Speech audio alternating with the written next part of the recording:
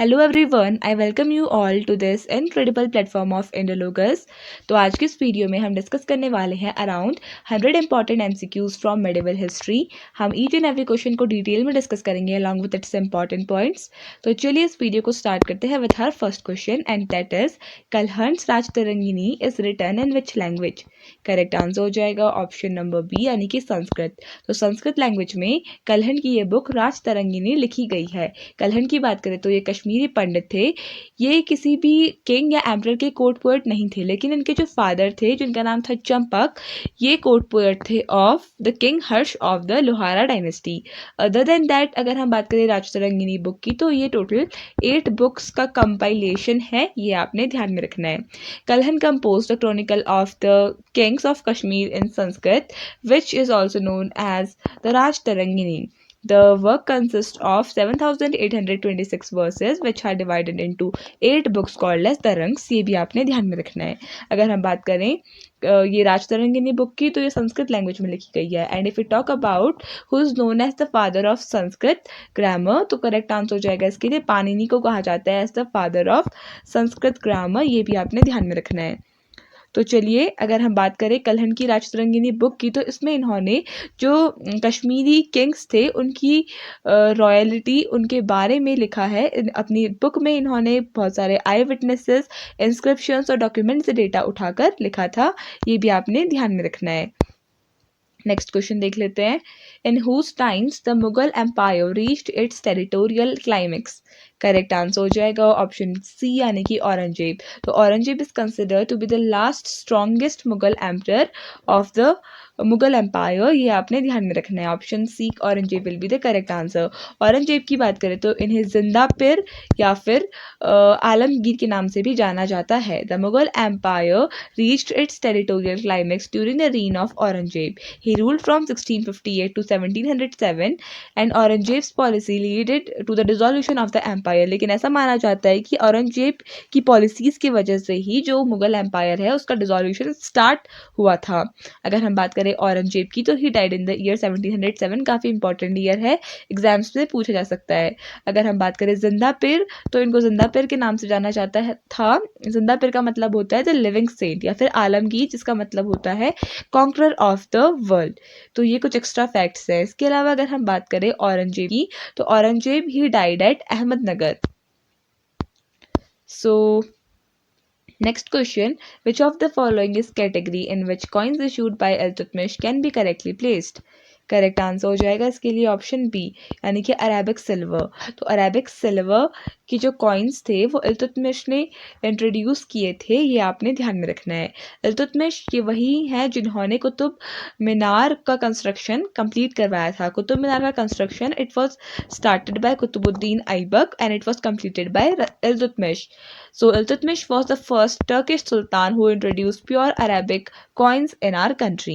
अगर हम बात करें Iltutmish की, so he was the first Muslim to rule from Delhi and eventually considered to be the founder of the Delhi Sultanate. इसके अलावा अगर हम बात करें Iltutmish की डॉटर रजिया सुल्तान की, तो Razia Sultan she was the first Muslim women ruler of the Delhi Sultanat. ये भी आपने ध्यान में रखना है। और इन्होंने 4 ईयर्स तक रूल किया था फ्रॉम 1236 टू 1240। ये भी आपने ध्यान में रखना है। तो चलिए नेक्स्ट क्वेश्चन देख लेते हैं। Who built Jama Masjid? Correct answer हो जाएगा इसके लिए ऑप्शन बी यानी कि शाहजहां। तो शाहजहां इन्होंने जामा मस्जिद का कंस्ट्रक्शन करवाया था। सो अगर हम बात करें मुगल एम्परर शाहजहां की, he built the Jama Masjid between 1644 and 1656. It was constructed by more than 5,000 workers. It was originally called as Masjid-e-Jahanuma, meaning mosque commanding the view of the world. तो ये भी कुछ एक्स्ट्रा बातें हैं जो आपको ध्यान में रखनी है। जामा मस्जिद इसका कंस्ट्रक्शन शाहजहां ने करवाया था। अगर हम बात करें शाहजहां की तो इनको इंजीनियर किंग या फिर आर्किटेक्ट किंग के नाम से भी जाना जाता है, क्योंकि मोस्ट ऑफ द बिल्डिंग्स जो हैं like Jama Masjid, other than that Taj Mahal, red fort, Perl mask, peacock throne, these were constructed by Shahjahan. इसके अलावा शाहजहां को Prince of builders, engineer king, architect king या फिर गाजी के नाम से भी जाना जाता है। ये आपने ध्यान में रखना है।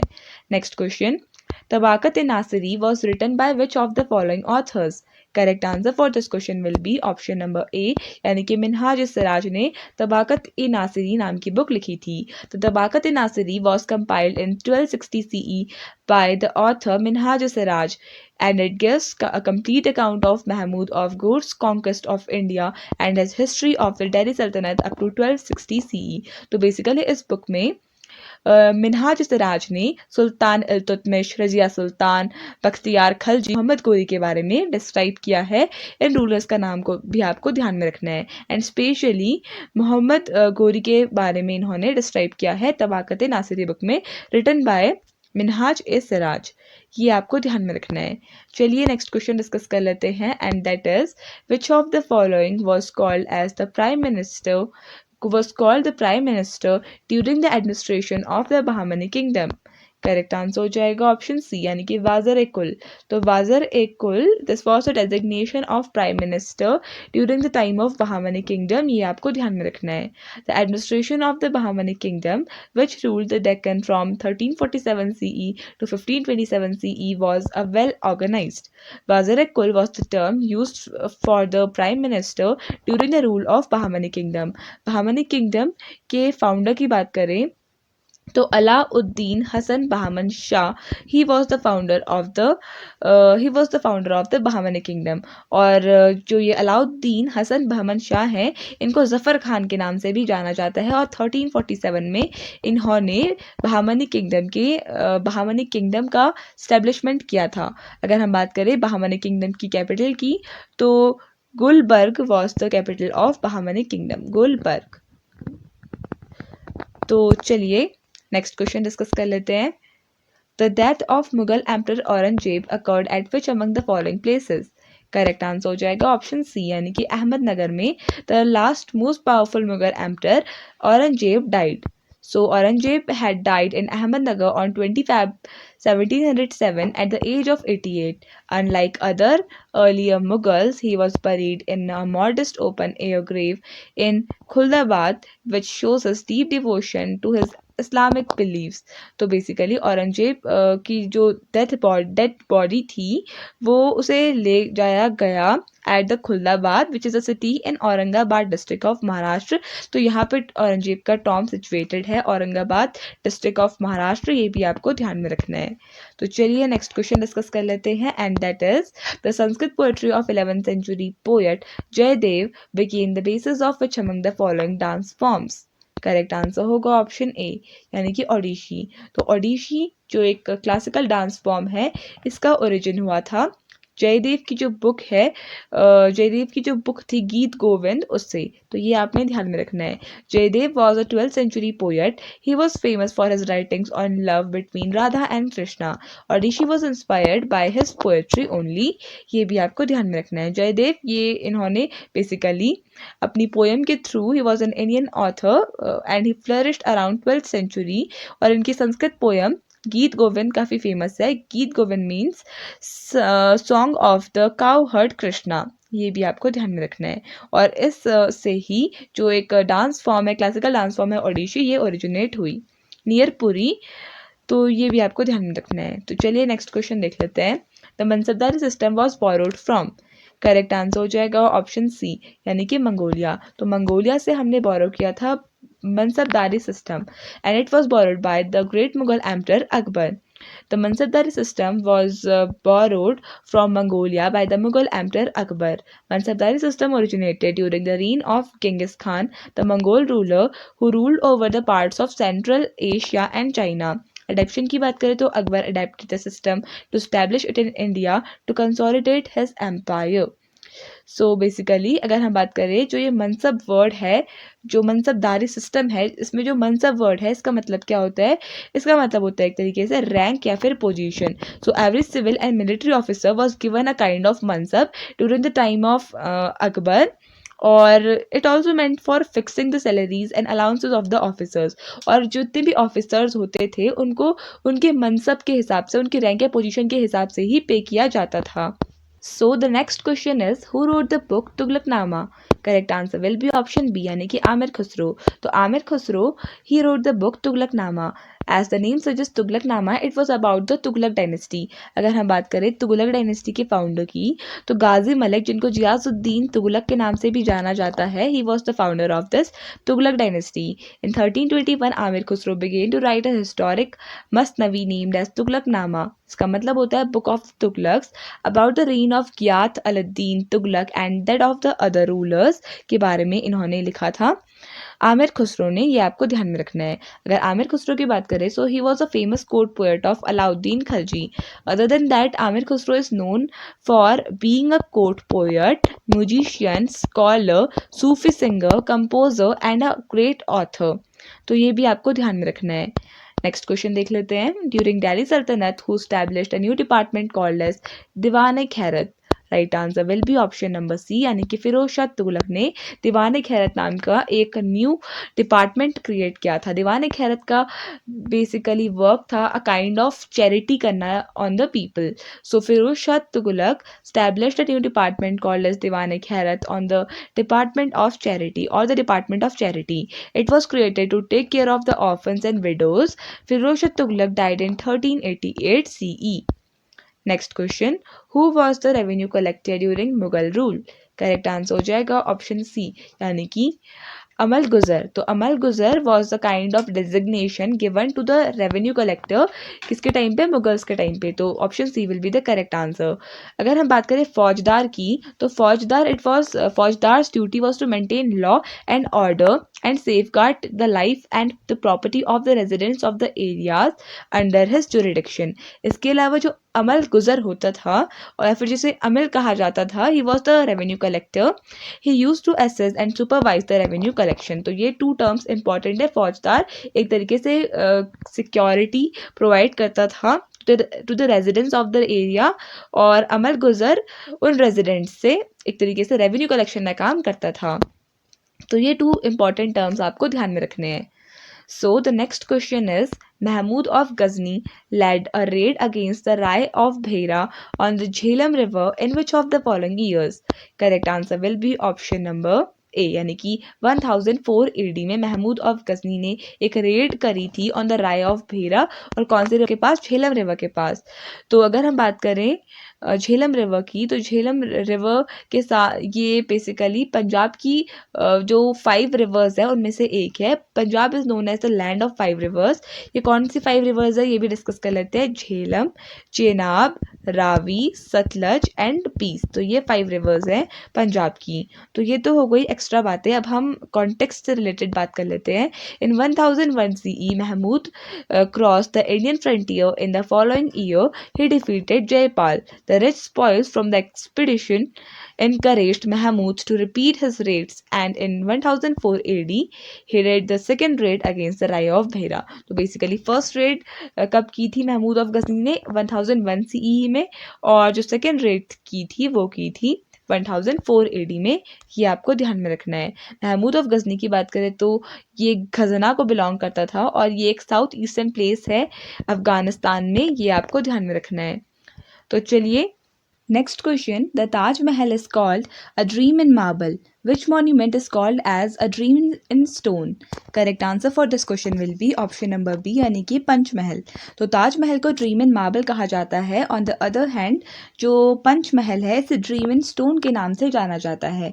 So Panchmahal, one of the most famous structures of Fatehpur Sikri, is known as dream in stone. It was built by Akbar for Mughal women and ladies of the harem.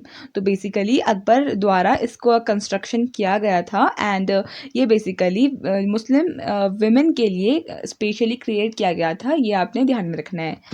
तो अगर हम बात करें ये पंचमहल की तो ये एक 5 लेवल पैलेस है which was commissioned by the Mughal emperor Akbar.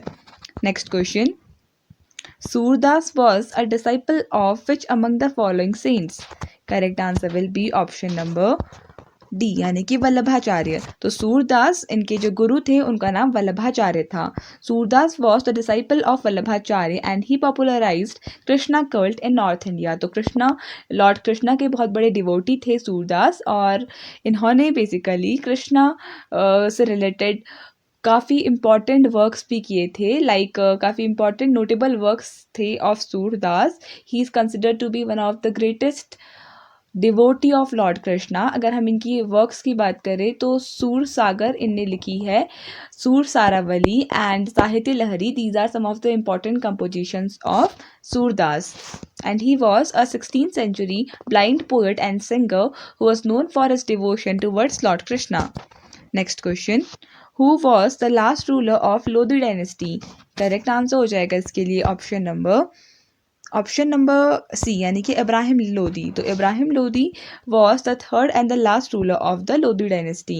So Ibrahim Lodi was the last ruler of the Lodi dynasty, reigning for 9 years until 1526 when he was defeated and killed in the Battle of Panipat by Babur's invading army, giving way to the emergence of the Mughal Empire in India. तो basically first battle of Panipat 1526 में लड़ा गया था, जहाँ पर बाबर ने defeat किया था इब्राहिम लोदी को. ये आपने ध्यान में रखना है. सो अगर हम बात करें who was the founder of this Lodi dynasty, तो Bahlol Khan Lodi was the founder of this Lodi dynasty. Which of the following type of tax was collected during the Delhi Sultanate? Correct answer हो जाएगा इसके लिए ऑप्शन डी यानी कि kharaj. So kharaj was a kind of tax which was taken or collected during the time of Delhi Sultanate. Kharaj was a tax on agricultural land under the Delhi Sultanate and its range was half of the produce, 1/3 to half of the produce. Kharaj is mainly imposed on the non-Muslims and converts them to Islam in recently conquered territories of Islam. So basically, Kharaj was a kind of tax which was imposed on the non-Muslim people during the time of Delhi Sultanate. ये आपको ध्यान में रखना है. तो चलिए next question discuss कर लेते हैं. Which of the following sultans adopted the Persian customs and manners in court? Correct answer हो जाएगा ऑप्शन नंबर बी यानी कि Balban. So Balban was the king जिसने पर्शियन कस्टम्स और मैनर्स को कोर्ट ऑफ दिल्ली में एक तरीके से इंट्रोड्यूस किया था.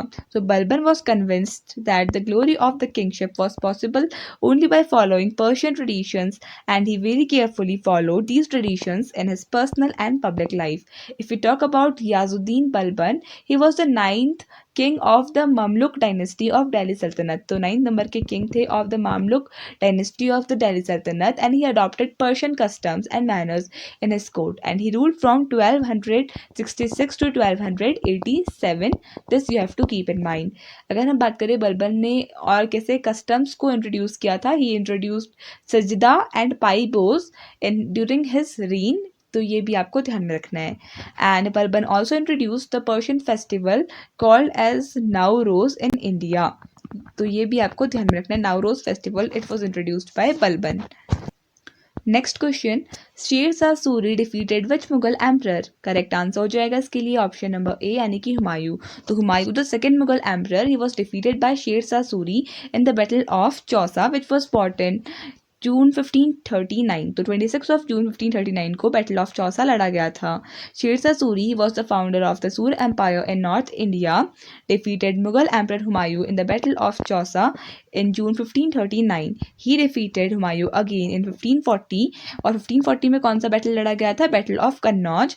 After which the Mughal emperor became फ्यूगिटिव.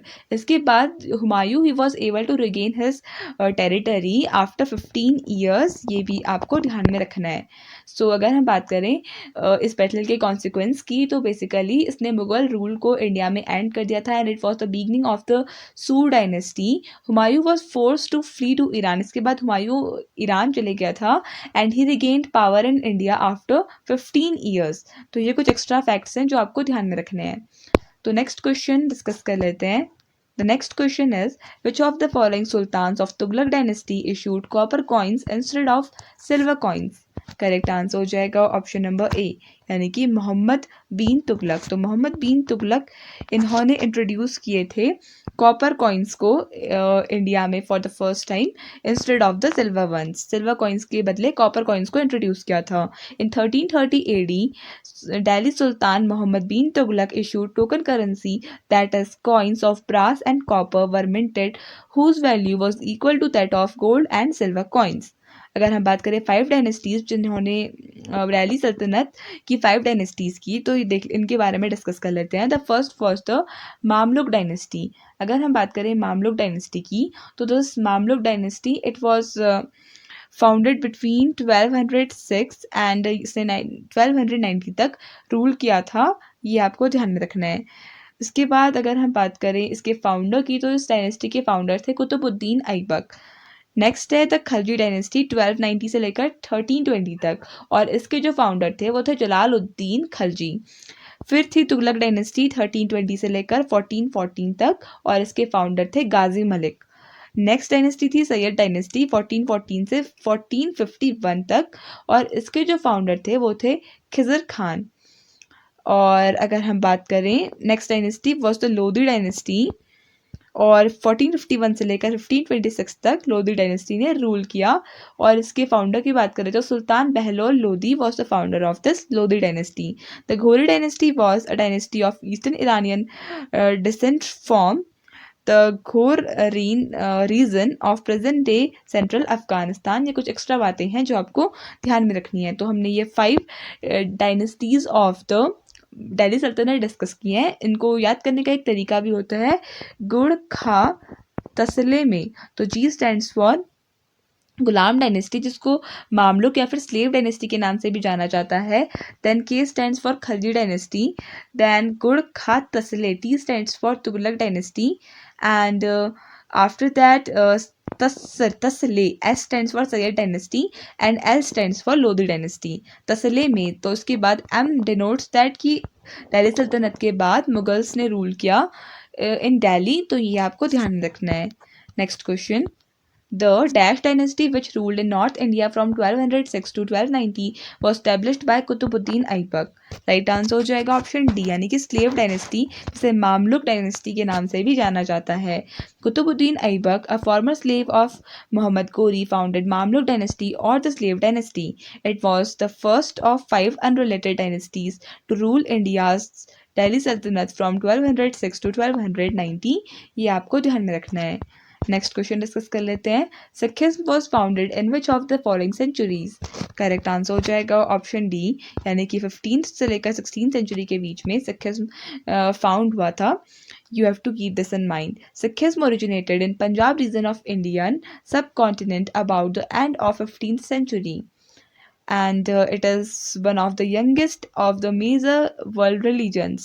Sikhism is based on spiritual teachings of Guru Nanak Dev Ji, the first Guru, जिन्होंने 1469 से लेकर 1539 तक इनका टेन्योर है, and the 9 Sikh Gurus that succeeded him.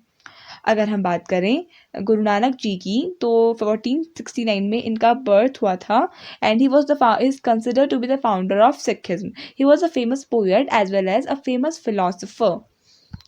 तो चलिए नेक्स्ट क्वेश्चन डिस्कस कर लेते हैं। Who founded the Pal empire. Correct answer हो जाएगा इसके लिए ऑप्शन नंबर डी, यानी कि Gopal. So Gopal he was the founder of this Pal empire. Dharmpal ruled 8th century, was the second ruler of this Pal Empire of Bengal region in the Indian subcontinent. He was and the successor of Gopal, who was the founder of this Pal dynasty। ये आपको ध्यान में रखना है। तो चलिए next question discuss कर लेते हैं। Qutub Minar was completed by which famous ruler. Correct answer हो जाएगा ऑप्शन नंबर बी, यानी कि इल्तुतमिश। तो इल्तुतमिश ने कुतुब मीनार को कंस्ट्रक्शन को कंप्लीट किया था। Qutubuddin Aibak started the construction of Qutub Minar in 1193। Its construction was completed by his son in law called as Iltutmish. तो Iltutmish was the son in law of Qutubuddin Aibak, और इन्होंने कुतुब मीनार का जो कंस्ट्रक्शन है उसको कंप्लीट किया था। Next question, the largest standing army of the Delhi Sultanate directly paid by the state was created by whom? Correct answer हो जाएगा इस क्वेश्चन के लिए ऑप्शन नंबर डी, यानी कि अलाउद्दीन खलजी। तो Alauddin Khalji he created the largest standing army of the Delhi Saltanat that was directly paid by the state. और इनकी जो जितनी भी पेमेंट्स थी इस आर्मी की, they were directly paid by the king. ये भी आपने ध्यान में रखना है। अगर हम बात करें military reforms introduced by Alauddin Khalji, तो ये हो जाएगा they were based on Turkish model. तो टर्किश मॉडल के ऊपर बेस्ड थे अलाउद्दीन खलजी के मिलिट्री रिफॉर्म्स, और स्टेट पेड सैलरीज डायरेक्टली दी जाती थी to the soldiers of the army. Next question discuss कर लेते हैं। The next question is who wrote the famous book Akbarnama. Right answer हो जाएगा ऑप्शन सी, यानी कि Abul Fazl is the author of the book Akbarnama. So Abul Fazl was the author of Akbarnama, the official history of Akbar's reign in 3 volumes. This book gives the history of Akbar's forefathers from Timur to Humayun and Akbar's reign till 602 AD. Abul Fazl was one of the 9 jewels of the royal court of Akbar. तो ये आपने ध्यान में रखना है. This Akbarnama book was written by Abul Fazal और अबुल फजल अकबर के 9 रत्नों में से एक थे. Next question. Some state derives its name from the tribe that conquered the region. Where did the tribe come from? Correct answer हो जाएगा इसके लिए ऑप्शन नंबर डी, यानी कि Siam, that is now known as Thailand. तो Thailand से ये tribe आई थी असम में रहने वाली. ये आपने ध्यान में रखना है, जिसको हम सियाम के नाम से जानते हैं और सियाम ट्राइब के नाम से ही असम का नाम असम पड़ा. So the tribe that conquered the region of Assam came from Siam which is now known as Thailand. ये आपने ध्यान में रखना है. Next question. The number of provinces or mandalams in the Chola Empire was. Correct answer हो जाएगा इसके लिए ऑप्शन नंबर ए, यानी कि 9. तो there were 9 provinces in the time of Cholas. तो अगर हम चोला एम्पायर की बात करें तो चोला से कैपिटल थंजावर में सिचुएटेड थी, जिसको थंजौर के नाम से भी या तंजौर के नाम से भी जाना जाता था, थंजावर. सो बेसिकली अगर हम बात करें चोलास की, so this dynasty was founded bye Vijayalaya Chola. This you have to keep in mind. The Chola Empire was divided into 9 provinces and they were called as mandalams. If we talk about Chola Empire, so it started in 850 CE. तो 850 CE में चोलास ने rule करना start किया after defeating the Pallavas. तो next question discuss कर लेते हैं. Which among the following built the famous Alai Darwaja? Correct answer for this question will be option number A, यानी कि Alauddin Khalji. So Alauddin Khalji, he built the famous Alai Darwaza. Option A will be the correct answer. The Alai Darwaza is the main gate from the southern side of Quwwat ul Islam Mosque in the Qutub Minar complex. It was built by Alauddin Khilji, the Sultan of Delhi, in 1311 AD. The Alai Darwaza had a domed entrance which is constructed using red sandstone. इसमें use किया गया था and is adorned with the white marble. This you have to keep in mind. The Alai Darwaza की बात करें, so it is located in Delhi. And अगर हम बात करें अलाई दरवाज़ा को किसने स्टैब्लिश किया था, किसने कंस्ट्रक्ट करवाया था, तो सुल्तान अलाउद्दीन खलजी ने करवाया था 1311 AD में. ये आपको ध्यान में रखना है. Although the plan to construct 4 gates in the Alai Darwaza, but only the Alai Darwaza could be completed as जो अलाउद्दीन खलजी था, he died in 1316 AD. तो originally it was plan that कि अलाई दरवाज़ा में 4 एंट्रेंसेस बनेंगे, लेकिन सिर्फ एक ही एंट्रेंस बन पाया. This you have to keep in mind. Next question देख लेते हैं. Who brought the famous Persian painter named Khwaja Abdus Samad to India? Right answer हो जाएगा इसके लिए ऑप्शन नंबर ए, यानी कि हुमायूं. तो हुमायूं के साथ 2 पेंटर्स इंडिया आए थे, जिनमें से एक का नाम था Khwaja Abdus Samad. The Iranian painters were brought by Humayun and they were Mir Sayyid Ali and Abdus Samad. तो ये 2 नाम आपको ध्यान में रखने हैं. Both the painters were the founder of an independent branch of Persian art popularly known as Mughal school of miniature painting. तो इन दोनों इरानियन पेंटर्स ने स्टार्ट किया था this Mughal school of miniature painting. एक डिफरेंट काइंड की पर्शियन आर्ट थी. तो ये आपको ध्यान में रखना है. अगर हम बात करें मुगल एम्पर हुमायूं की, सो ये बेसिकली बैटल ऑफ कन्नौज में हारे थे, जो अभी हमने देखा था. And after that he went to Iran, और वहाँ से जब ये लौटे थे तो ये अपने साथ ये 2 पेंटर्स को लेकर आए थे in the 16th century in India. Next question. The court language of the Delhi सल्तनत वाज. करेक्ट आंसर हो जाएगा ऑप्शन बी, यानी कि पर्शियन. तो Persian was the court language of the Delhi सल्तनत. तो एडमिनिस्ट्रेशन की लैंग्वेज थी Persian. Delhi Sultanate literature began with the rise of Persian-speaking people to the throne, and especially the Turkish people. So of the Sultanate of Delhi naturally resulted in the spread of Persian language in India. तो basically अगर हम बात करें maximum literature work था या maximum literary work था, it was also started in this Persian language.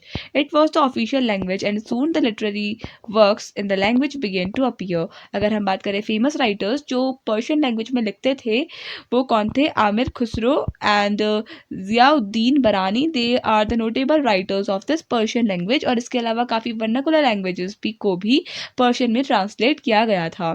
Persian was the language of choice in the court of Delhi Sultanate during the time of medieval India और medieval era, ये आपने ध्यान में रखना है। अगर हम बात करें अदर रीजनल लैंग्वेजेस की जो फ्लरिश हुई मिडिवल एरा में, वो तो जो लैंग्वेज थी वो थी मराठी। तो Marathi was the most flourishing Indian language जो फ्लरिश हुई during the time of medieval era. Next question, साखी सबद and Ramaini were the notable works of. Correct answer हो जाएगा इसके लिए ऑप्शन नंबर सी यानी कि कबीरदास। तो कबीरदास के जो नोटेबल वर्क्स हैं या फिर लिटरेरी वर्क्स हैं ये है साखी सबद and Ramaini. So Kabir was a 15th century Indian mystic poet and saint whose writings according to the some scholars influenced by Hinduism Bhakti movement. Kabir's verses are found in the Sikhism scripture of Guru Granth Sahib. His most famous writings include दोहास जो थे साखी सबद and Ramaini were the notable works of Kabirdas, ये आपने ध्यान में रखना है। इसके अलावा ग्रंथावली, कबीर ग्रंथावली भी इनका एक काफ़ी इंपॉर्टेंट या फिर नोटेबल वर्क है। तो बेसिकली अगर हम बात करें कबीरदास जी की, तो he was also a famous poet, Sufi and saint. Next question देख लेते हैं। The Delhi Sultanate reached its maximum geographical limits during the reign of। Correct answer हो जाएगा इसके लिए ऑप्शन नंबर सी यानी कि मोहम्मद बिन तुगलक। तो मोहम्मद बिन तुगलक के टाइम पर दिल्ली सल्तनत ने अपना मैक्सिमम जोग्राफिकल एरिया को कवर किया था। The most prominent sultan was Muhammad bin Tughlaq. Under his reign, the Delhi Sultanate expanded its geographical boundaries to cover most of the country. तो country के maximum parts like Punjab, Malabar coast, Telangana तक जो मोहम्मद बिन तुगलक था इसने अपना जो एरिया है उसको एक्सपेंड किया था। तो मैक्सिमम टेरिटोरियल एक्सटेंड था मोहम्मद बिन तुगलक का, ये आपको ध्यान में रखना है। Next question, name the poet who wrote Prithviraj Rasu, a poem describing about Prithviraj Chauhan's life। Correct answer हो जाएगा इस क्वेश्चन के लिए ऑप्शन नंबर बी यानी कि चंद बरदाई। तो Chand Bardai was the name of the poet जिन्होंने पृथ्वीराज रासो नाम की पोएम को लिखा है, जिसमें पृथ्वीराज चौहान के लाइफ के बारे में डिस्क्रिप्शन प्रोवाइड किया गया है। The Prithviraj Raso is a Braj Bhasha epic poem about the life of 12th century Indian king Prithviraj Chauhan. It is attributed to Chand Bardai, who according to the text was the court poet of the king।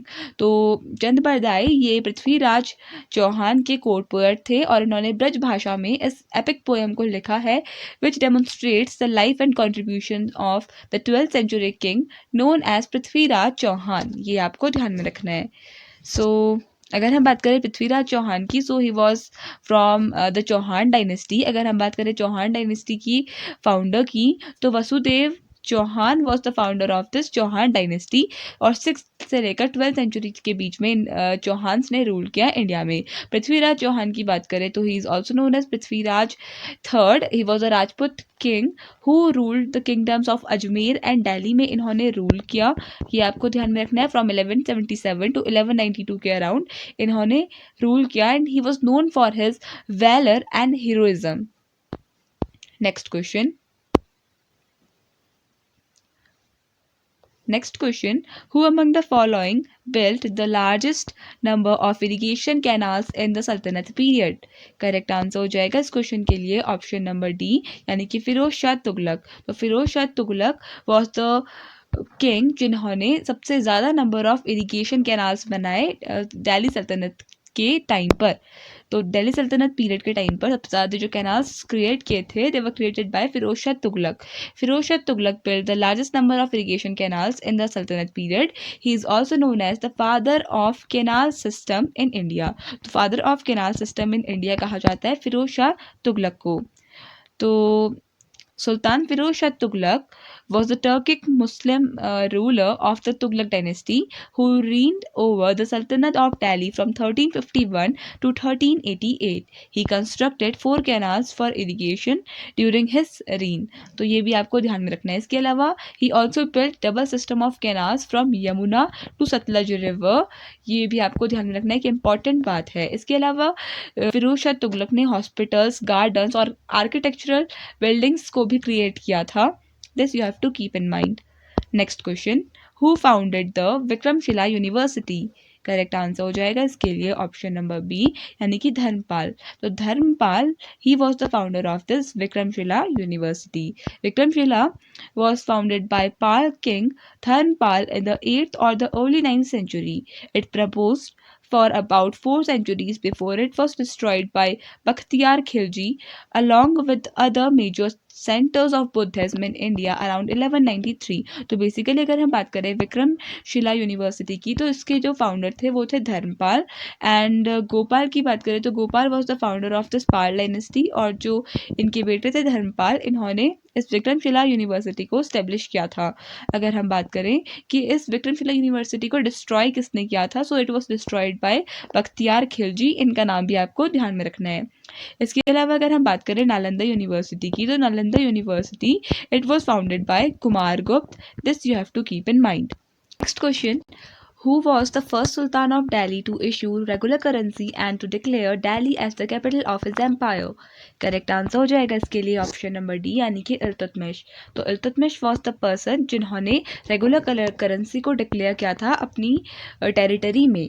तो Iltutmish was the first sultan of Delhi to issue regular currency and declare Delhi as the capital of his empire.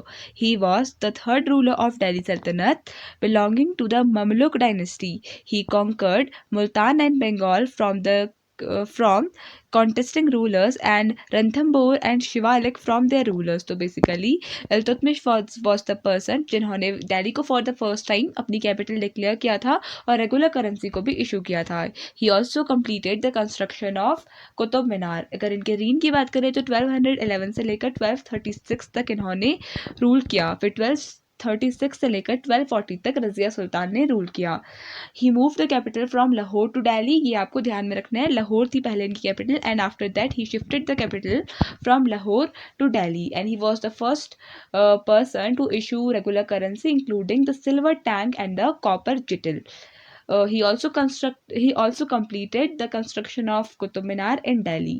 His Mongol policy saved India from the wrath of Genghis Khan. ये भी आपको ध्यान में रखना है। Next question, Akbar established इबादत खाना act. Correct answer हो जाएगा ऑप्शन डी यानी कि फतेहपुर सीकरी। तो फतेहपुर सीकरी में अकबर ने इबादत खाना को स्टैब्लिश किया था। Mughal emperor Akbar the great holds a religious assembly which was known as Ibadat Khana, जिसका मतलब होता है हाउस ऑफ वर्शिप। ये आपको ध्यान में रखना है। अगर हम बात करें इस इबादत खाना की, so this is located in Fatehpur Sikri और 1575 में ये इबादत खाना को स्टैब्लिश किया गया था और ये बेसिकली एक रिलीजियस प्लेस थी जहाँ पर डिस्कशंस होते थे और द स्पिरिचुअल थीम्स और द रिलीजियस थीम्स के ऊपर डिस्कशंस हुआ करते थे। Next question, Bijapur is known for its. Correct answer हो जाएगा ऑप्शन नंबर बी यानी कि गोल गुम्बज। तो गोल गुम्बज के लिए बीजापुर को जाना जाता है। Bijapur is largely visited by travellers from all across the world.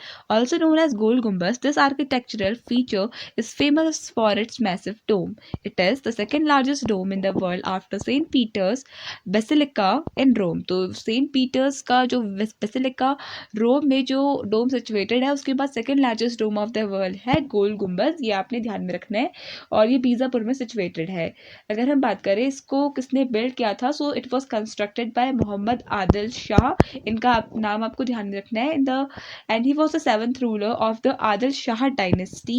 So he was from the Adil Shah dynasty और ये इसके 7th रूलर थे। इनका नाम था मोहम्मद आदिल शाह। ये आपको ध्यान में रखना है। Bijapur is known for many other historical monuments like Anand Mahal, Jumma मस्जिद एंड सेट मंजिल एंड जल मंजिल। और इसके अलावा गोल गुम्बज के लिए बीजापुर फेमस है। तो बेसिकली आर्किटेक्चर के लिए फेमस है Bijapur. Next question, Akbar's mausoleum is situated eight. Correct answer हो जाएगा इसके लिए ऑप्शन नंबर बी यानी कि सिकंदरा। तो यूपी के सिकंदरा में अकबर का मौसोलियम सिचुएटेड है। It is located at Sikandra in the suburbs of Agra on the Mathura road. About 1 kilometre from this tomb lies the Mariam tomb, the tomb of Mariam uz Zamani, the wife of Mughal emperor Akbar and the mother of Jahangir. अगर हम बात करें अकबर के mausoleum की तो ये सिकंदरा में located है और इनकी वाइफ का टॉम्ब का नाम है मरियम टॉम्ब और ये जहांगीर की मदर का टॉम्ब है।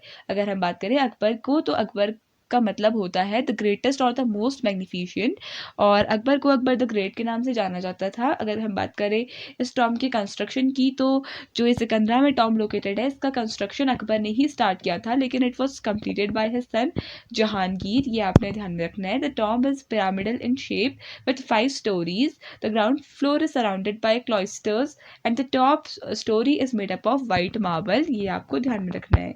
तो चलिए नेक्स्ट क्वेश्चन डिस्कस कर लेते हैं। The next question is the biography of Humayun was written by whom? Correct answer हो जाएगा ऑप्शन डी, यानी कि गुलबदन बेगम। तो गुलबदन बेगम इन्होंने हुमायूं की बायोग्राफी लिखी थी। Akbar asked his aunt to write whatever she remembered about her brother's life, यानी कि अकबर के फादर के बारे में जो उनकी बायोग्राफी है वो लिखी थी गुलबदन बेगम ने, जो उनकी सिस्टर थी। गुलबदन बेगम took the challenge and produced a document titled as Humayun नामा। ये आपने ध्यान में रखना है। तो बायोग्राफी ऑफ हुमायूं ये है Humayun Nama and written by his sister Gulbadan Begum. तो अकबर ने कमीशन किया था अपनी आंट को to right this Humayun Nama. Gulbadan Begum she wrote in a simple Persian language. तो पर्शियन लैंग्वेज में इन्होंने इस बुक को लिखा था and it was translated in English in the year 1902। ये भी आपने ध्यान में रखना है। By Annette Beveridge. तो एनिटे बेवरेज ने इस बुक को ट्रांसलेट किया था इंग्लिश में in the year 1902। Next question discuss कर लेते हैं and that is Kandariya Mahadev temple of the medieval India is dedicated to which lord? Correct answer हो जाएगा इस क्वेश्चन के लिए ऑप्शन नंबर ए, यानी कि शिवा। तो लॉर्ड शिवा को डेडिकेटेड है ये Kandariya Mahadev temple. The Kandariya Mahadev temple is one of the best examples of temples preserved from the medieval period in India, is the largest of the western group of temples in Khajuraho complex, which was built by the Chandela rulers. तो this Kandariya Mahadev temple, this was built by the Chandela rulers. ये आपने ध्यान रखना है। and it is devoted or dedicated to the Hindu deity Lord Shiva. अगर हम बात करें चंदेलास ने इसको कब बनाया था, तो अराउंड 1017 से लेकर 1029 सीई के अराउंड पे इस टेम्पल का कंस्ट्रक्शन चंदेलास ने किया था। तो ये आपको ध्यान में रखना है। तो चलिए Qutub Minar as we find it present was finally rebuilt by. Correct answer हो जाएगा इसके लिए ऑप्शन नंबर डी, यानी कि फिरोज तुगलक। तो Firoz Tughlaq the construction of Qutub Minar was started by Qutubuddin Aibak in 1192। The minar's topmost storey was damaged by lightning in 1369, so it was rebuilt by Firoz Shah Tughlaq who added another storey to it. तो ये आपको ध्यान में रखना है कि कुतुब मीनार की जो टॉप की स्टोरी है it was reconstructed by Firoz Shah Tughlaq. This you have to keep in mind. तो चलिए नेक्स्ट क्वेश्चन डिस्कस कर लेते हैं and the next question is who among the following took greater interest in laying out gardens than others? Correct answer हो जाएगा इसके लिए option number A, option number B, यानी कि बाबर। तो Babur was the Mughal emperor who laid out the classical Mughal style gardens located on the high point in the West Kabul, which comprised a series of beautiful landscaped hillside. Next question who was the author of the book गीत Govind? Correct answer हो जाएगा option number A, यानी कि जयदेव। तो Jayadeva is the author of the famous book known as Geet Govind. तो इसमें basically Lord Krishna और राधा इनके बारे में डिस्क्राइब किया गया है। Geet Govind was composed by famous 12th century poet Jayadev. Jayadev wrote the Geet Govind, which contains information about Ras Leelas Krishna in Vrindavan. Geet Govind की बात करें तो ये basically relationship between Krishna and Radha and gopis के बारे में description provide करती है Geet Govind book. Next question the Upanishads were translated into Persian by whom? Right answer हो जाएगा इसके लिए ऑप्शन बी, यानी कि दारा शिकोह। तो दारा शिकोह ने जो ये उपनिषद हैं इनको पर्शियन लैंग्वेज में ट्रांसलेट किया था। Dara Shikoh subsequently developed a friendship with the seventh Sikh गुरु हर राय। तो इनके साथ फ्रेंडशिप की थी दारा शिकोह ने। Dara Shikoh devoted much effort towards finding a common mystical language between Islam and Hinduism. Towards this goal he completed the translation of 50 Upanishads. तो कितने उपनिषद इन्होंने ट्रांसलेट किए? Around 50 from their original Sanskrit into Persian in 1657. So they could be studied by Muslim scholars as well. अगर हम बात करें दारा शिकोह की, तो इन्होंने हिंदू रिलीजियस टेक्स्ट में काफ़ी ज़्यादा इंटरेस्ट लिया। इन्होंने भगवत गीता को भी ट्रांसलेट किया था पर्शियन लैंग्वेज में। इसके अलावा योग वशिष्ठ को भी इन्होंने ट्रांसलेट किया था पर्शियन लैंग्वेज में, ये आपने ध्यान में रखना है। His works were philosophical and metaphysical in nature. He also wrote about Sufism and the lives of the Sufi saint. So he was a great writer. ये आपने ध्यान में रखना है. Who translated the Upanishads, around 50 Upanishads in Persian. Question: Who was the founder leader of Muslim Fakirs? Correct answer हो जाएगा इसके लिए ऑप्शन नंबर ए, यानी कि मंजुन शाह। तो मंजुन शाह या फिर मंजू शाह, इनको कंसिडर किया जाता है as the founder leader of the Muslim fakirs. Manjun Shah was a fakir of the Madariya Sufi order founded by Sayyid Badiuddin Qutub ul Shah Madar. His headquarters was at the shrine of Shah Madar in Makanpur near Kanpur. तो he was a famous fakir from the area of Uttar Pradesh, UP को ये belong करते थे। इन्होंने काफ़ी ज़्यादा rebellions में भी पार्टिसिपेट किया था मंजन शाह ने। He is consider to be the founder leader of Muslim fakirs. अगर हम बात करें इन्होंने कौन कौन से बैटल्स में पार्टिसिपेट किया, तो बैटल ऑफ बक्सर जो 1764 में लड़ा गया था, he was also part of that. Other than that he also fought against the British east India company. Like इन्होंने बैटल ऑफ उधुरनाला में भी पार्टिसिपेट किया था, ये आपने ध्यान रखना है। तो बैटल ऑफ उधुना नाला विच वॉज फॉट इन 1761, तो इसमें भी इन्होंने पार्टिसिपेट किया था। नेक्स्ट क्वेश्चन डिस्कस कर लेते हैं। And the next question is who is the saint to have written the famous Bijak? Right answer हो जाएगा इसके लिए ऑप्शन नंबर ए, यानी कि संत कबीर। तो कबीर दास जी की फेमस ये लिटरेरी वर्क है जिसका नाम है Bijak. I think we have already discussed about this. So Bijak is the best known of the compilations of Kabir and as such is the holy scripture for followers of the Kabir Panthi religion. The Bijak is one of the earliest of the major texts of modern Hindi. Next question discuss कर लेते हैं. Moti Masjid in the Red fort Delhi was constructed by whom? Correct answer हो जाएगा इस question के लिए option number C, यानी कि औरंगजेब. तो मोती मस्जिद इसका कंस्ट्रक्शन औरंगजेब ने करवाया था. तो Moti Masjid is a white marble mosque inside the Red Fort complex in Delhi, India. The name translates its English a pearl mosque. तो मोती मस्जिद का मतलब होता है pearl mosque in English. Located in the west of the hammam and close to the Diwan-i-Khas. It was built by the Mughal Emperor Aurangzeb from 1659 to 1660.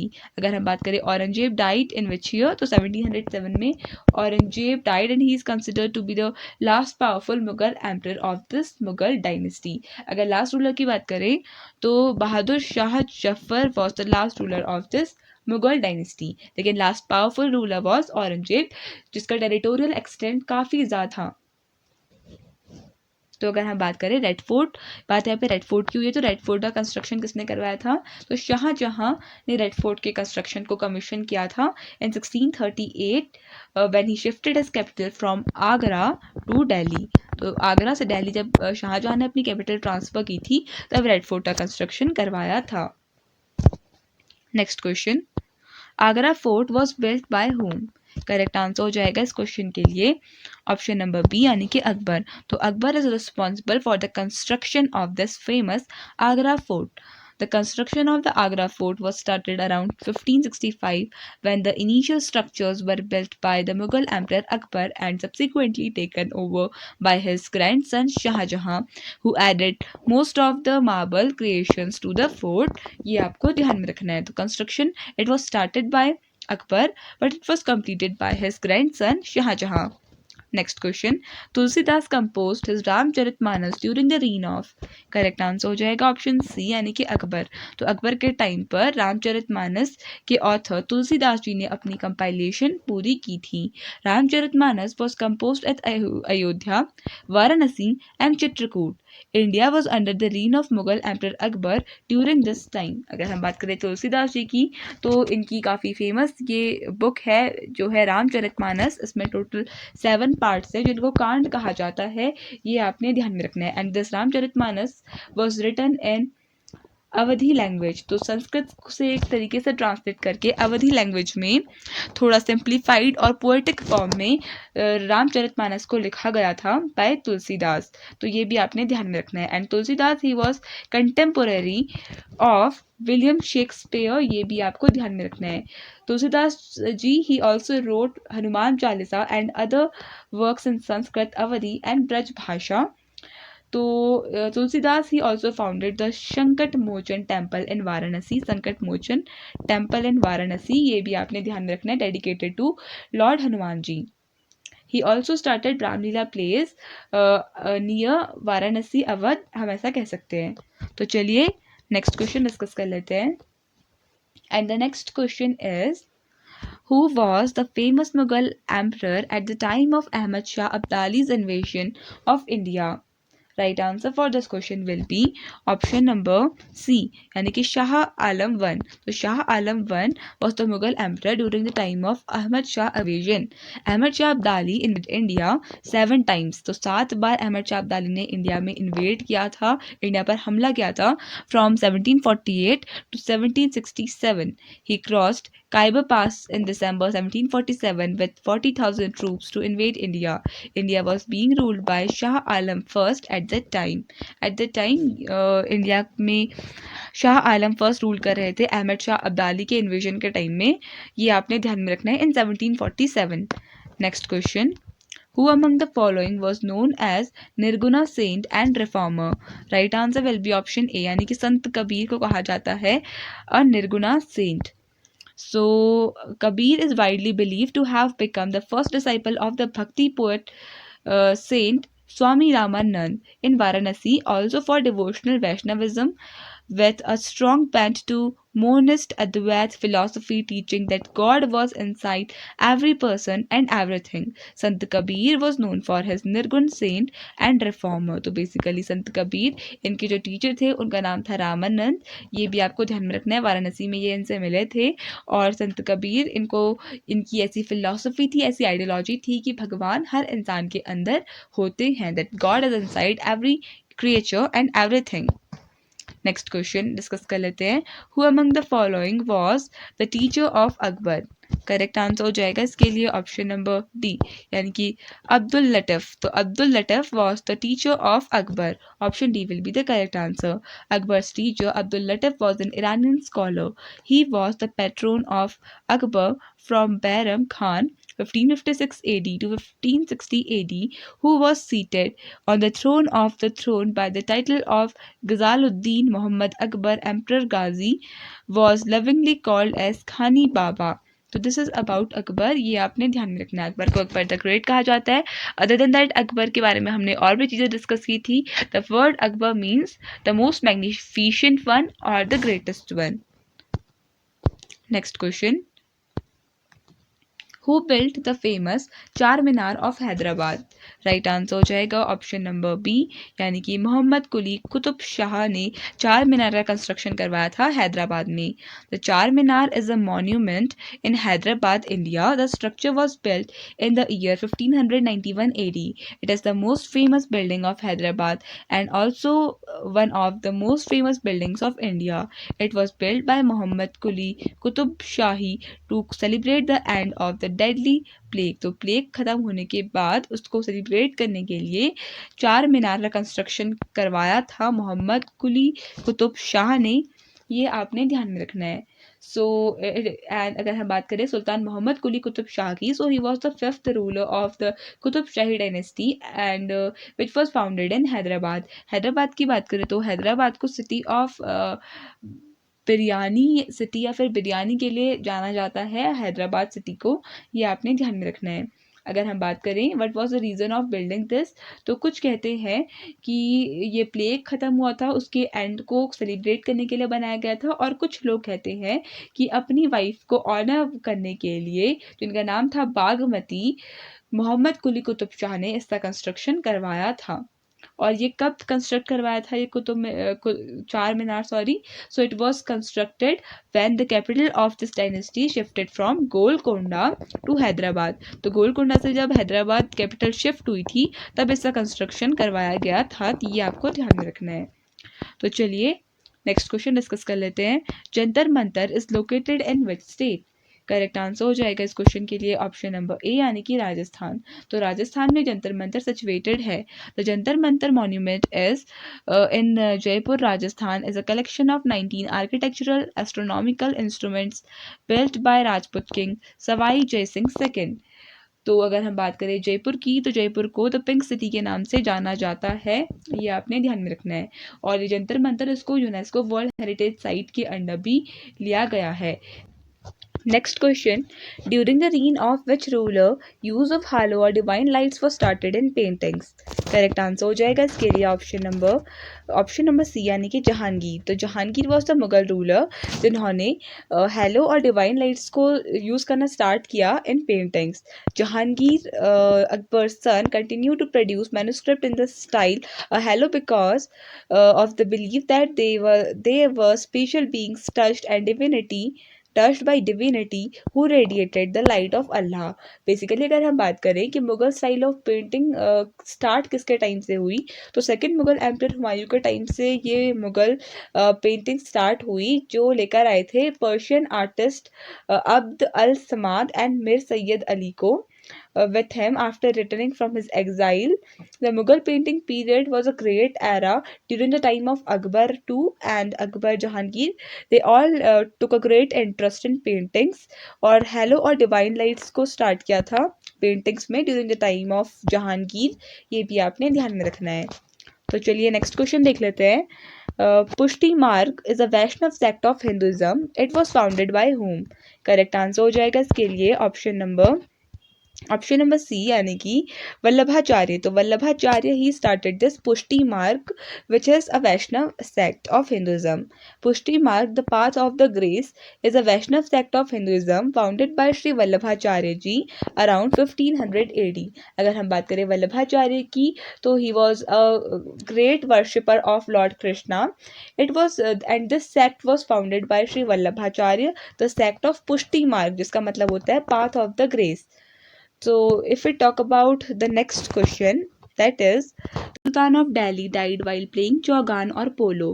Correct answer for this question will be option number B, यानी कि कुतुबुद्दीन ऐबक। तो Qutubuddin Aibak, who was the general of Muhammad Ghori's Delhi Sultanate, died as a result of fall from the horse while playing the game known as Chaugan। ये आपने ध्यान में रखना है। तो Qutubuddin Aibak he was the Sultan of Delhi, जो चौगान खेलते खेलते जिनकी डेथ हो गई थी घोड़े से गिरने के बाद, और 1210 में he died. This you have to keep in mind. Aibak was a former slave of Muhammad Ghori who became the leader of India after Ghori's death in 1205 CE। He founded the Mamluk dynasty, ये आपने ध्यान में रखना है, the first Muslim dynasty to rule over India। Aibak also began the construction of Qutub Minar in Delhi। Next question. Which World Heritage Site is built on the right bank of Yamuna River? Correct answer हो जाएगा इसके लिए option number A, यानी कि ताजमहल।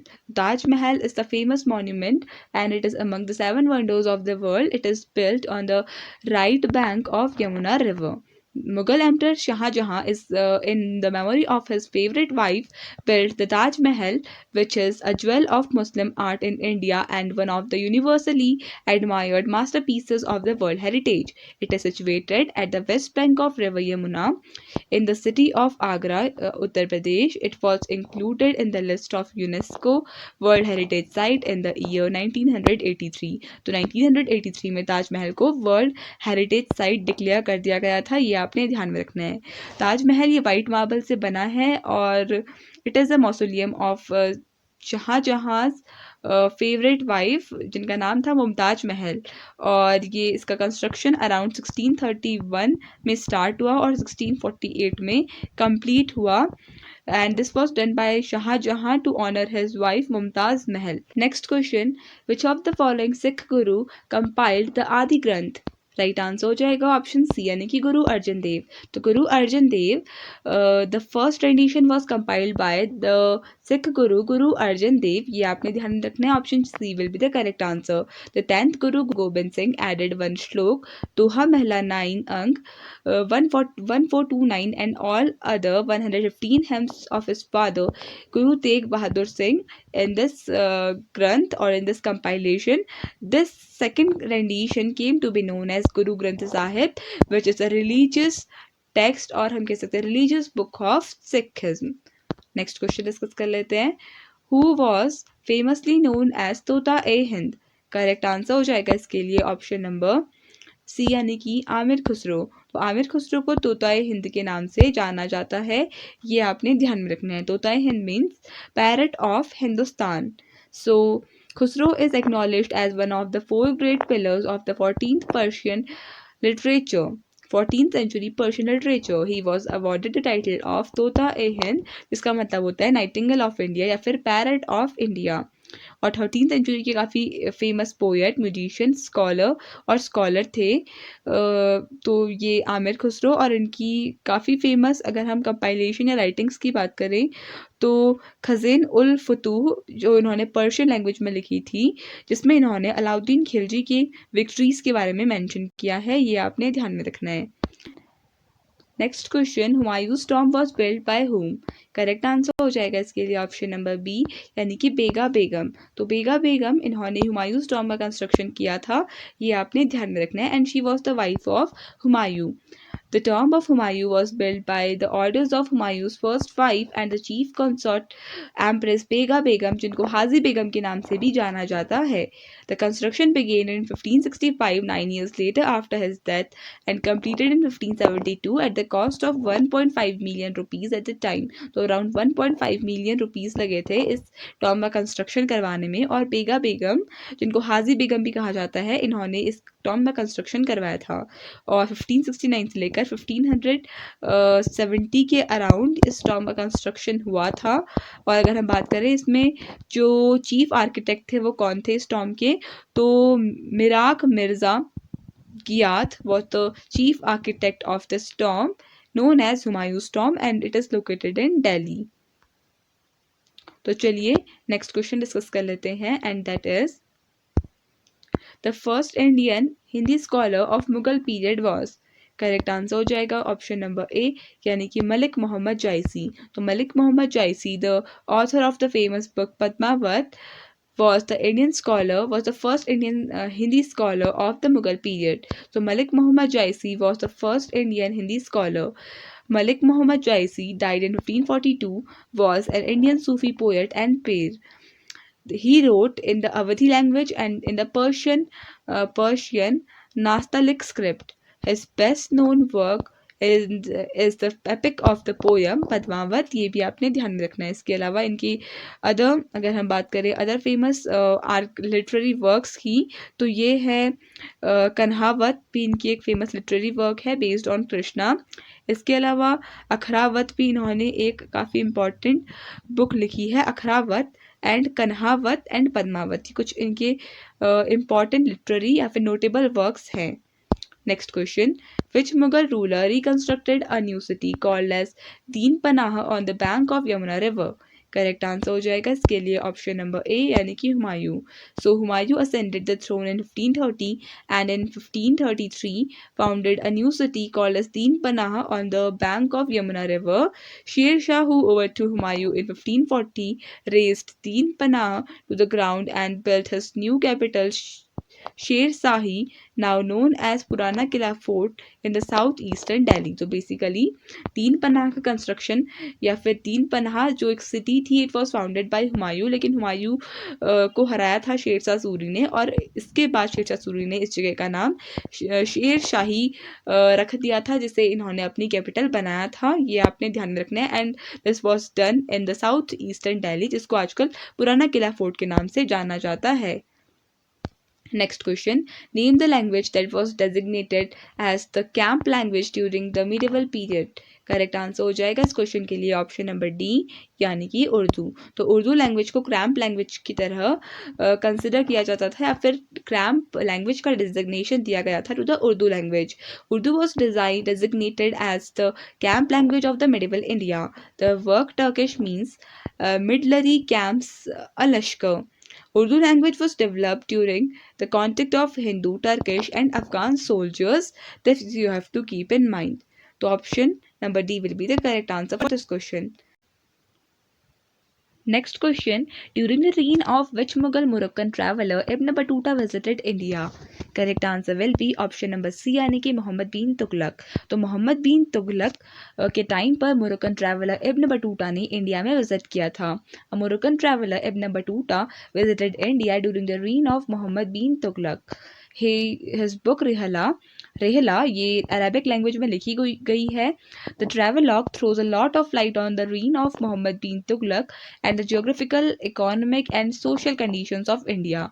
अगर हम बात करें इब्न बटूटा की तो ये हिंदू कुश माउंटेन रेंज के थ्रू इंडिया आए इन 1333 और इंडिया में आकर इन्होंने अराउंड काफ़ी टाइम तक ये मोहम्मद बिन तुगलक के कोर्ट में भी रहे एंड इन्होंने पूरे वर्ल्ड में ट्रैवल किया फॉर अराउंड 29 ईयर्स और इसमें इन्होंने अपनी ट्रैवलॉग लिखी और स्पेशली इनकी ट्रैवलॉग का नाम है रेहला जो अरेबिक लैंग्वेज में लिखी हुई है। ये आपने ध्यान में रखना है। तो चलिए नेक्स्ट क्वेश्चन डिस्कस कर लेते हैं। The Buland Darwaza was built to mark Akbar's conquest of. Correct answer हो जाएगा इस क्वेश्चन के लिए ऑप्शन नंबर सी यानी कि गुजरात। तो गुजरात में जब अकबर ने जीत हासिल की थी at that point of time Buland Darwaza का कंस्ट्रक्शन हुआ था। Buland Darwaza the gate of victory was built in 1601 AD by Akbar to commemorate his victory over Gujarat. It is the main entrance to palace at Fatehpur Sikri, a town which is 43 kilometre away from Agra, India. तो basically बुलंद दरवाज़ा जिसका मतलब होता है gate of victory जो अकबर ने बनवाया था इन द ईयर 1601। ये आपने ध्यान में रखना है। Basically it is known as gate of victory and was completed in 1601 और इसका कंस्ट्रक्शन 1572 में ही स्टार्ट हो गया था। ये आपको ध्यान में रखना है। नेक्स्ट क्वेश्चन डिस्कस कर लेते हैं। Who established Chishti order in India. Correct answer हो जाएगा इसके लिए ऑप्शन नंबर डी यानी कि मोइनुद्दीन चिश्ती। तो इनका पूरा नाम था ख्वाजा मोइनुद्दीन चिश्ती। इन्होंने चिश्ती ऑर्डर को स्टैब्लिश किया in the mid 12th century. Moinuddin Chishti introduce the Chishti order in Lahore Punjab and Ajmer, Rajasthan, sometime in the middle of 12th century CE. He was the eighth in the line of succession from the founder of Chishti order, Abu Ishaq Shami.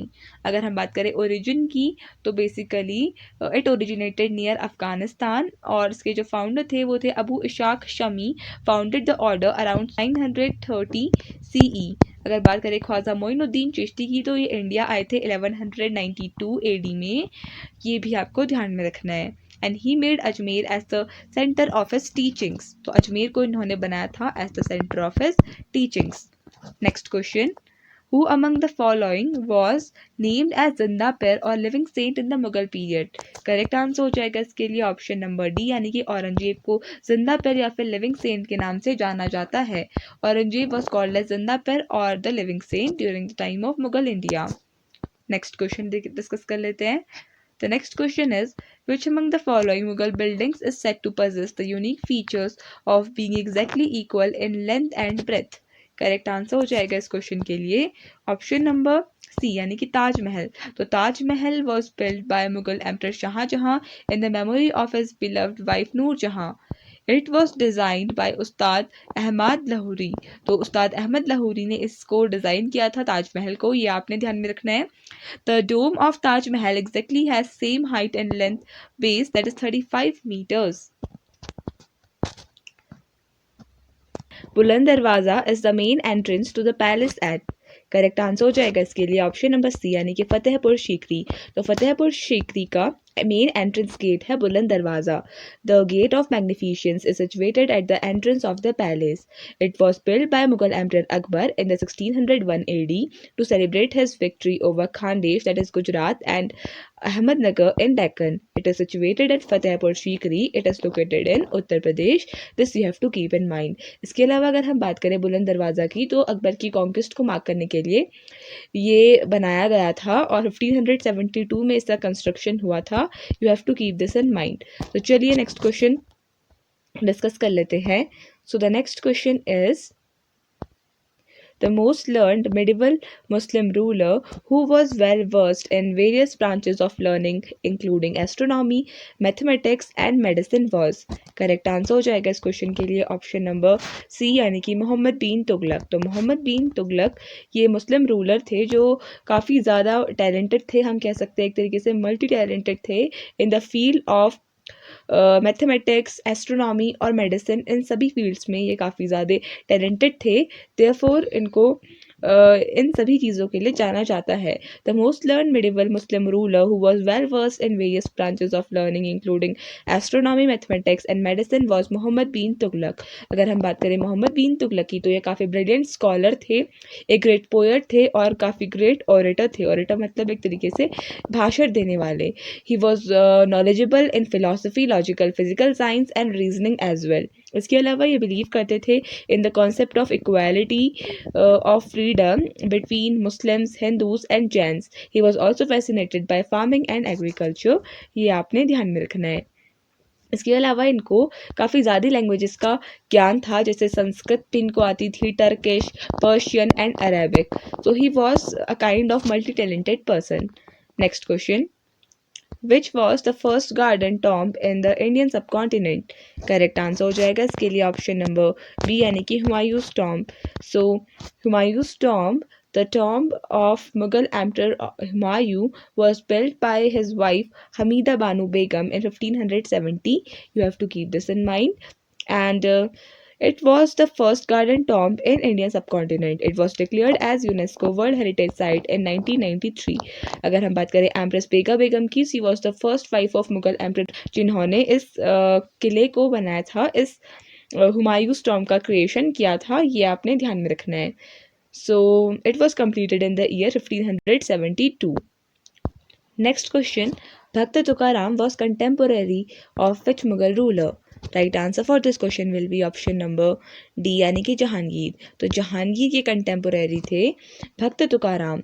The period of भक्त Tukaram is considered between 1608 and 1649, whereas the period of Jahangir was between 1627 to 1657. भक्त तुकाराम की बात करें तो ये एक Marathi poet थे, भक्ति पोएट थे, and he was a devotee of lord Krishna. And ऐसा माना जाता है कि इनका जो टेन्योर था वो तो 1608 से लेकर 1649 तक ये इनका लाइफ पीरियड था. And he is known for his devotional poetry called as Abhanga के लिए काफ़ी ज़्यादा फेमस है भक्त तुकाराम, और कीर्तन्स के लिए काफ़ी ज़्यादा फेमस है भक्त तुकाराम. जहांगीर की बात करें तो he was a Mughal emperor जो काफ़ी ज़्यादा इंटरेस्टेड थे in the field of art, literature and music. He was a tolerant ruler who also allowed Hindus to practise their religion freely. Next question, Purana Qila at Delhi was built by whom? Correct answer हो जाएगा इसके लिए option number B, यानी कि शेरशाह. तो पुराना किला, इसका construction Sher Shah ने करवाया था. So option number B will be the correct answer for this question. So शेरशाह's fort or the Purana Killa, it stands on the ancient site known as Indraprasth, associated with the Hindu epic Mahabharata. तो महाभारत में इंद्रप्रस्थ काफ़ी ज़्यादा famous था और यहाँ पर ही शेरशाह का पुराना किला सिचुएटेड था. He was temporarily deposed by Sher Shah Suri, who completed the fortress walls and built two important structures that were used by Humayun when he took back the city. Next question. Next question, Vaishnava theology of Dvaita Dvaita. Correct answer हो जाएगा इस question के लिए option number C, यानी कि निम्बरकाचार्य. तो निम्बरकाचार्य इन्होंने वैष्णव theology of Dvaita द्वैत को प्रोपगेट किया था. अगर हम बात करें निम्बरकाचार्य की, तो ये एक तेलुगु ब्राह्मण योगी थे and a philosopher who propagated the theology of Dvaita द्वैत. सो Nimbarkacharya is known for propagating Vaishnav theology of Dvait. Nimbarkacharya comes into the line of the Kurma Sampradaya and is believed to have lived around 11th and 12th centuries. ये आपने ध्यान में रखना है. इसके अलावा other वैष्णव theology की बात करें तो अगर हम बात करें चैतन्य महाप्रभु की, तो he founded the Gaudiya Vaishnavism. ये आपने ध्यान में रखना है. And he was a devotee of lord Krishna, Chaitanya Mahaprabhu. इसके अलावा अगर हम बात करें रामानुज की, तो रामानुज ये भी एक वैष्णव स्कॉलर थे और विष्णु भक्ति के लिए ये फेमस थे. तो ये भी आपको ध्यान में रखना है. इसके अलावा अगर हम बात करें वल्लभाचार्य जी की, तो ये भी एक इंडियन तेलुगु फिलोसोफर थे who founded the Krishna centred Pushti sect of Vaishnavism. ये आपने ध्यान में रखना है, Pushti sect of Vaishnavism. Next question, which of the following saint wrote Shri Bhashya? Correct answer हो जाएगा इसके लिए ऑप्शन नंबर यानी कि रामानुज. तो रामानुज इन्होंने श्री भाष्य को लिखा है. ये आपको ध्यान में रखना है. तो चलिए इंपॉर्टेंट पॉइंट्स डिस्कस कर लेते हैं. श्री भगवत Ramanujacharya was a Hindu theologian, philosopher, and one of the most important exponents of the Sri Vaishnavism tradition with Hinduism. Ramanujacharya himself wrote influential texts such as Bhashya on the Brahma Sutra and the Bhagavad Gita, all in Sanskrit. So these are the notable works of Ramanujacharya. ये आपने ध्यान में रखना है. And he belonged to the Vaishnav scholar sect and proposed the Vishnu Bhakti ideas. Next question. Who among the following was responsible for making Sikhism a militant force? Correct answer हो जाएगा option number A यानी कि गुरु हरगोबिंद सिंह. सो गुरु Hargobind Singh was the first guru to engage in warfare, advising the Sikhs to take part in the military training and martial arts. He also constructed the Akal Takht. ये भी आपने ध्यान में रखना है. तो सिखिज्म जो बेसिकली है इसको मिलिटेंट फोर्स बनाने का काम गुरु हरगोबिंद सिंह जी ने किया था. ये आपको ध्यान में रखना है. Next question, who translated Ramayana into Persian? Correct answer हो जाएगा इस क्वेश्चन के लिए ऑप्शन नंबर बी यानी कि बदौनी. सो बदौनी वाज द पर्सन जिन्होंने रामायण को पर्शियन में ट्रांसलेट किया था. सो अगर हम बात करें इनके पूरे नेम की, तो that was Abdul ul Qadir Badauni was a great translator and historian of Mughal era. He was appointed by Akbar, the Emperor Akbar, to his religious offering of royal council. Akbar asked him to translate the Ramayana into Persian. It took him around 4 years to complete the task. तो basically बदौनी इनको Mughal emperor Akbar ने एक order दिया था कि ये रामायण को Persian में ट्रांसलेट करें संस्कृत से, ताकि जो मुस्लिम स्कॉलर्स हैं वो भी रामायण को एक तरीके से रीड कर पाएँ.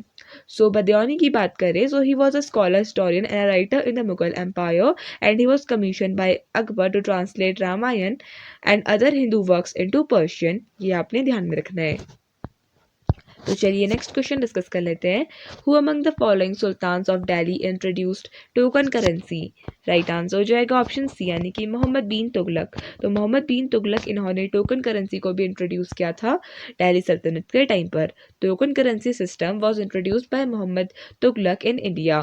Muhammad bin Tughlaq is known for his active interest in experimenting with the coinage. He implanted his character and activities on his coinage and produced abundant of gold coins compared to that of his predecessors. तो ये coinage के लिए काफ़ी ज़्यादा famous है मोहम्मद बिन तुगलक. ये आपको ध्यान में रखना है. He introduced token currency in which year? तो करेक्ट आंसर हो जाएगा 1330 में इन्होंने टोकन करेंसी को इंट्रोड्यूस किया था. नेक्स्ट क्वेश्चन डिस्कस कर लेते हैं and that is Ghazni was a small principality in. Correct answer हो जाएगा इसके लिए ऑप्शन नंबर डी यानी कि अफगानिस्तान. तो अफगानिस्तान की एक स्मॉल प्रिंसिपैलिटी है गजनी. तो Ghazni historically known as Ghazni और Ghazna is a city in central Afghanistan with a population of around 270,000 people. The city is strategically located along Highway 1, which has served as the main road between Kabul and southern Afghanistan for thousands of years. ये काफ़ी important point है जो आपको ध्यान में रखना है. चलिए नेक्स्ट क्वेश्चन डिस्कस कर लेते हैं and that is who built the Khajuraho temples? Correct answer for this question will be option D यानी कि चंदेला राजपूत्स. तो चंदेला रूलर्स ने खाजुराहो टेम्पल को कंस्ट्रक्ट करवाया था. The temple of Khajuraho was commissioned by the Rajput rulers of Chandela dynasty who ruled over central India for around 10th to 13th century CE. Chandela dynasty की बात करें तो मध्य प्रदेश में ये डायनेस्टी ने फ्लरिश किया. Chandela were known for their interest in art and architecture and ruled central India for around 3 centuries. इसके अलावा अगर हम बात करें खाजुराहो टेम्पल्स की तो इनको वर्ल्ड हेरिटेज साइट यूनेस्को ने डिक्लेयर कर दिया है. ये भी आपको ध्यान में रखना है. और अगर हम बात करें यहाँ पे कौन सा स्टाइल ऑफ आर्किटेक्चर यूज़ हुआ है तो नागर स्टाइल ऑफ आर्किटेक्चर को यूज़ किया गया है यहाँ के टेम्पल्स में. ये भी आपको कुछ इंपॉर्टेंट बातें हैं जो ध्यान में रखनी है.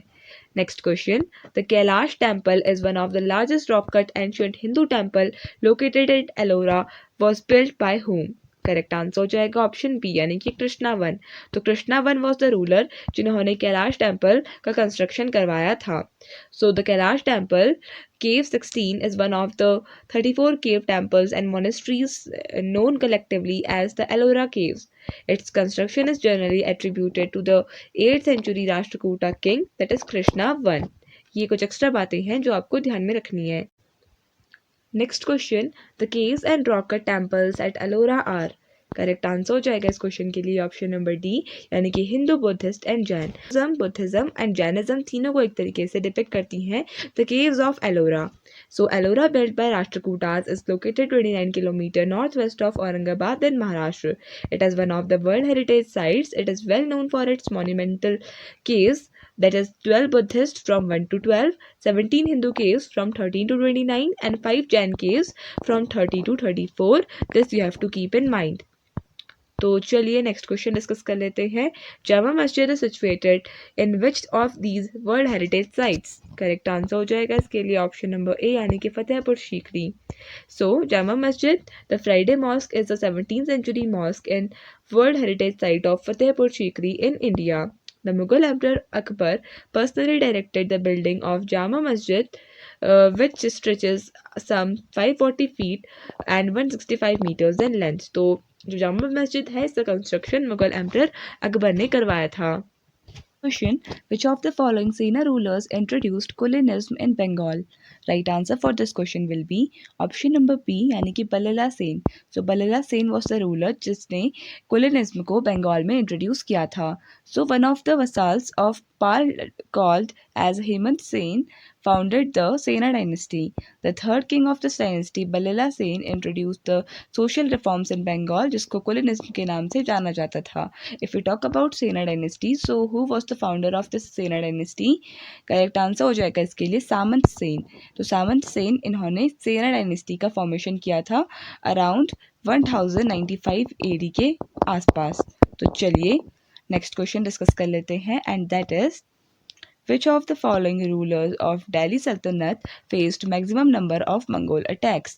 करेक्ट आंसर हो जाएगा इसके लिए ऑप्शन नंबर ए यानी कि अलाउद्दीन खिलजी. तो अलाउद्दीन खिलजी के टाइम पर मैक्सिमम मंगोल अटैक्स हुए थे. This you have to keep in mind. अगर हम बात करें खिलजी डायनेस्टी की तो खिलजी डायनेस्टी के फाउंडर थे जलाल उद्दीन खिलजी. ये आपको ध्यान में रखना है. And the Khilji dynasty was founded around 1290 AD. ये आपको ध्यान में रखना है. So the maximum number of Mongol attacks were faced by Alauddin Khilji और अराउंड 6 मंगोल अटैक्स फेस किए थे अलाउद्दीन खिलजी ने. ही built Siri as his capital mainly to deter from the Mongols. If we talk about Alauddin Khilji तो ये अपनी फोर्टिफाइड सिटी सिरी के लिए जाने जाते हैं जिसको इन्होंने अपनी कैपिटल डिक्लेयर किया था. इनकी one of the largest raising army थी इन द दिल्ली सल्तनत. ये भी आपको ध्यान में रखना है. इसके अलावा इनके टाइम पर अराउंड 6 अटैक्स हुए थे. 6 मंगोल अटैक्स हुए थे. But Alauddin Khilji was a brilliant military strategist जिसने इन सभी अटैक्स को डिफेंड किया और अपने एम्पायर को बचा कर रखा. तो चलिए नेक्स्ट क्वेश्चन डिस्कस कर लेते हैं. At which among the following places Gokul Jat revolted against the Mughals in 17th century? Correct answer हो जाएगा इसके लिए ऑप्शन नंबर बी यानी कि मथुरा. तो मथुरा में गोकल जाट रिवॉल्ट हुआ था. ये आपने ध्यान में रखना है. एंड ये जो रिवॉल्ट हुआ था ये मुगल्स के अगेंस्ट हुआ था और इसको गोकुला जाट या फिर गोकल जाट रिवोल्ट कहा जाता है. It was against the Mughal empire and took place around 1669 to 1670. So in 1669 and 1670 the Jats of Mathura region rose under the leadership of local zamindar known as Gokul. Religion was the main factor behind this revolt because Abdul Nabi, a local officer of imperial Mughal government, had destroyed the Hindu temples and disrespected their women. तो इसके against ये Gokul Jat revolt हुआ था, ये आपको ध्यान में रखना है। और इस गोकुल जाट रिवोल्ट में जाट्स, गुर्जर्स और अहिर्स एंड पनवार्स इन सभी ने पार्टिसिपेट किया था against the Mughal official known as Abdul Nabi. इनका नाम भी आपको ध्यान में रखना है। इन्होंने हिंदू टेम्पल्स और जो हिंदू वुमेन है उनको डिसरिस्पेक्ट किया था। So this was the reason behind this Gokula Jat revolt, जहाँ पर लोकल जमींदार गोकुल इन्होंने इस रिवोल्ट को लीड किया था। Next question, which among the following introduced Kabuliyat and Patta? Right answer हो जाएगा इसके लिए ऑप्शन नंबर बी यानी कि शेर शाह सूरी। तो शेर शाह सूरी ने काबुलियत और पट्टा को इंट्रोड्यूस किया था। ये बेसिकली इंस्ट्रूमेंट्स थे ऑफ सेटलमेंट। सो पठान सुल्तान शेर Shah Suri measured and classified the land in terms of the produce and introduced Kabuliyat and Patta as the instruments of settlement. During Akbar's reign, Todermal made some reforms to that system and the whole empire was divided into Suba, Sarkar, Pargana and महल। सो ये basically Todarmal ने एक तरीके से classification किया था of this reform which was introduced by Sher Shah Suri and Todarmal he was in the court of Akbar. अगर हम बात करें शेर शाह सूरी की तो उसने पट्टा और काबुलियत जैसे लैंड सेटलमेंट को इंट्रोड्यूस किया था। पट्टा की बात करें तो पट्टा एक टाइप का रिटन डॉक्यूमेंट होता था जहाँ पर लैंड से रिलेटेड उसका साइज, फर्टिलिटी और कैटेगरी और रेवेन्यू के बारे में लिखा जाता था। जबकि जो काबुलियत होता था वो होता था कॉपी ऑफ पट्टा जो जिसमें फार्मर के सिग्नेचर होते थे या फिर थंब इम्प्रेशन होता था। So it was for the government. तो basically Sher Shah Suri he was the founder of the Suri dynasty, ये भी आपको ध्यान में रखना है। And he took control over the Mughal empire in around 1538। तो इनके कंट्रीब्यूशन काफ़ी ज़्यादा थे towards the land revenue system and he was a good public administrator. He also introduced rupee as well as dam coins. Next question, which among the following foreign travelers is not correctly paired with their respective period of visit in India? Correct answer will be option number D यानी कि Ibn Battuta. तो Ibn Battuta he visited India during the reign of Mohammad bin Tughlaq. तो basically यहाँ पे दिया है Mughal period which is absolutely wrong. तो अगर हम बात करें फाइयान की तो गुप्ता पीरियड के टाइम पर विजिटेड इंडिया। ह्यून सांग ये पोस्ट गुप्ता पीरियड पे इन्होंने विजिट किया इंडिया में and Al Biruni early medieval period. जबकि इब्न बटूटा ये अराउंड मिडिवल पीरियड में इंडिया इन्होंने विजिट किया। तो चलिए, और वो भी मोहम्मद बिन तुगलक के टाइम पे, not at the time of Mughal period. तो अराउंड जब दिल्ली सल्तनत रूल कर रही थी दिल्ली पे तब Ibn Battuta visited India. Next question, in context of administrative reforms, Alauddin Khilji military department was known as?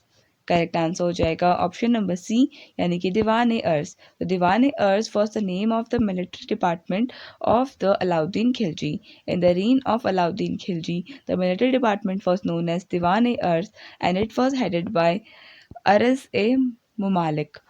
Arz e Mumalik was responsible for the organization and maintenance of the royal army. ये आपको ध्यान में रखना है। अगर हम बात करें अलाउद्दीन खिलजी की तो इनका military department it was organized around a permanent standing army जिसको न्यू स्टैंडिंग आर्मी भी कहा जाता था and it was army of around 40,000 corps. तो ये भी आपको ध्यान में रखना है। In context of administrative reforms of Alauddin Khilji, the military department was known as। Correct answer हो जाएगा इसके लिए ऑप्शन नंबर सी यानी कि दीवान ए अर्ज। तो दीवान ए अर्ज was the name of the military department of Alauddin Khilji. Basically अगर इंस्टेंटली या इमीडिएटली जो सोल्जर्स होते थे उनका रिक्रूटमेंट जो होता था दैट वॉज डन बाय दीवान ए अर्ज। In the reign of Alauddin Khilji, the military department was known as Diwan-e-Arz and it was headed by Arz-e-Mumalik. Arz-e-Mumalik was responsible for organization and maintenance of the royal army. This you have to keep in mind. अगर हम बात करें अलाउद्दीन खिलजी की तो एक historian के according जिनका नाम था फरिश्ता, तो फरिश्ता के अकॉर्डिंग जो अलाउद्दीन खिलजी था उसकी जो स्टैंडिंग आर्मी थी इट वाज ऑफ 4,75,000 हॉर्समैन। तो ये भी आपने ध्यान में रखना है। जो अलाउद्दीन खिलजी था इसकी जो आर्मी थी वहाँ पे 3 काइंड ऑफ सोल्जर्स प्रेजेंट थे। एक थे जो थे सोल्जर्स जो फुट सोल्जर्स थे, बेसिकली फुट सोल्जर्स, और जो सोल्जर्स थे जो एक हॉर्स पे होते थे उनको एक अप्सा के नाम से जाना जाता था। Soldiers with 1 horse and soldiers with 2 horse को 2 अप्सा के नाम से जाना जाता था। ये आपको ध्यान में रखना है। तो चलिए नेक्स्ट क्वेश्चन डिस्कस कर लेते हैं। As recorded by Abul Fazl, Akbar used to play which among the following musical instruments?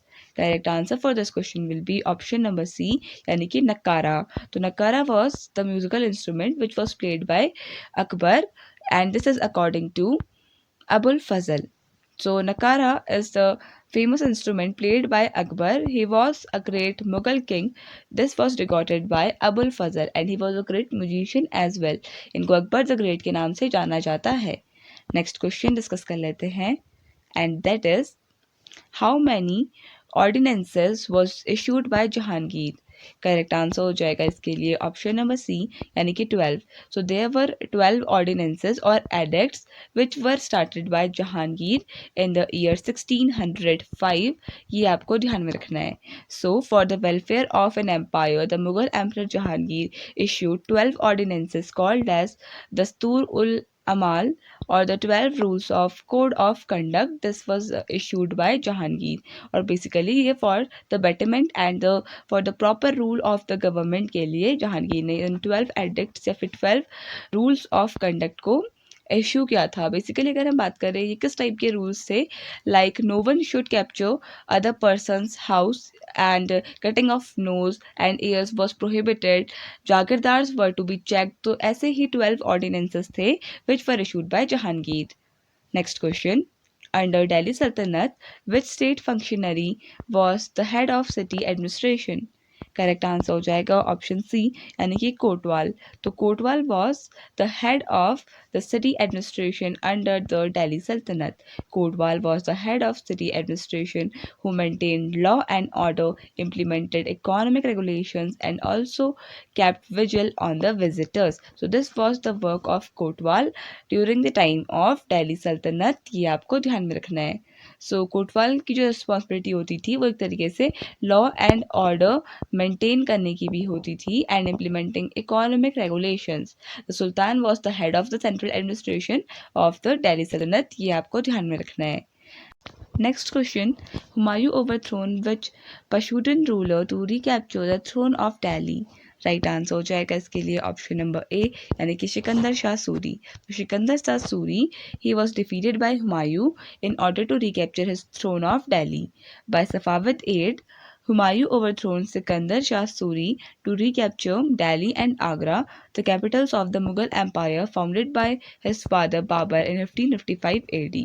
तो बेसिकली सफाविद की हेल्प ली थी हुमायूं ने in order to recapture Delhi. ये आपने ध्यान में रखना है। तो हुमायूं इसको लेटर्स रिसीव हुए थे from the inhabitants of Delhi and Agra about the death of Salim Shah and the civil war among Afghans. तो यहाँ पे मौके का फ़ायदा उठाया हुमायूं ने and he attacked Delhi and Agra and finally defeated Sikandar Shah Suri and recaptured his throne of Delhi.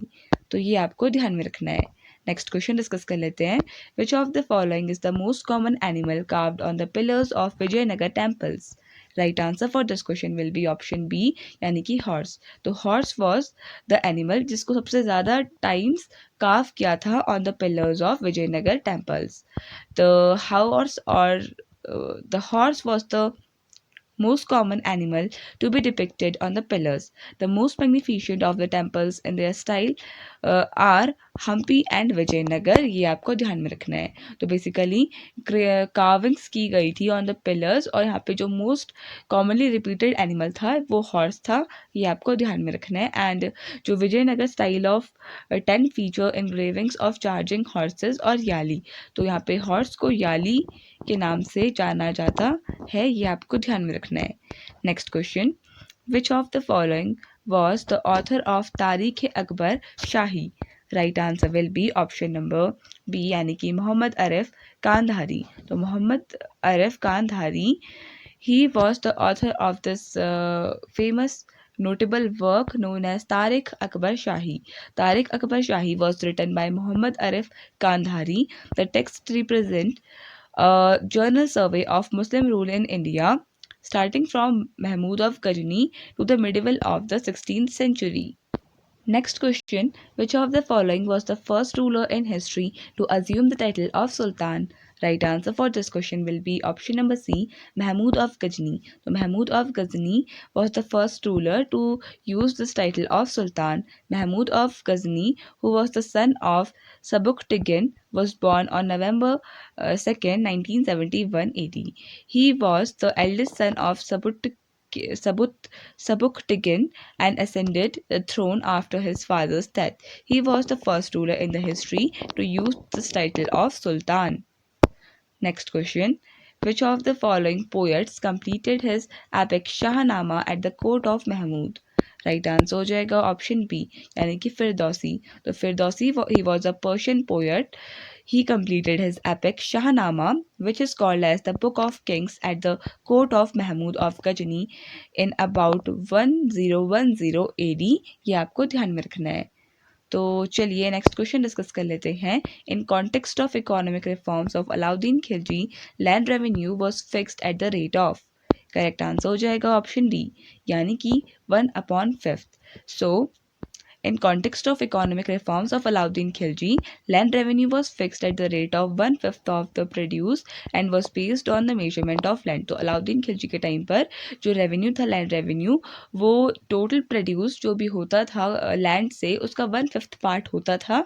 ये आपको ध्यान में रखना है। तो चलिए नेक्स्ट क्वेश्चन डिस्कस कर लेते हैं, and that is who killed Razia Sultan the daughter of Iltutmish. Right answer हो जाएगा ऑप्शन नंबर बी यानी कि बहरम शाह। तो बहरम शाह ने रजिया सुल्तान को मारा था। Razia Sultan, she was the first female ruler of the Delhi Sultanat and ruled from 1236 to 1240 and she was the daughter of Iltutmish, the person who completed Qutub Minar. When Ikhtiyaruddin al-Tunya imprisoned Razia, the Turkish nobles put Bahram, who was another son of Iltutmish, on the throne. However, Razia married Al-Tunya and after marrying him proceeded to Delhi, but she was defeated and killed on the way by Behram Shah. ये आपको ध्यान में रखना है। Next question: which of the following was known as Abhinav Bhoj, Andhra Pitama and Andhra Bhoj? Correct answer हो जाएगा इसके लिए ऑप्शन बी यानी कि कृष्णदेव राय। तो कृष्णदेव राय, इनको अभिनव भोज, आंध्र पितामह या फिर आंध्र भोज के नाम से जाना जाता था। कृष्णदेव राय, who ruled from 1509 to 29 CE, was the greatest of the Vijayanagar rulers. He was also known as Abhinav Bhoj, Andhra Pitama and Andhra Bhoj. Krishnadev Raya was a great patron of literature as well as art. Next question: which of the following king was responsible for the fortification of Bijapur? Right answer हो जाएगा इसके लिए option number C यानी कि यूसुफ आदिल शाह। तो यूसुफ आदिल शाह, इन्होंने बीजापुर का fortification यानी किलाबंदी की थी। So Ismail Adil Shah, the son of Yusuf Adil Khan, became ruler in 1510 CE.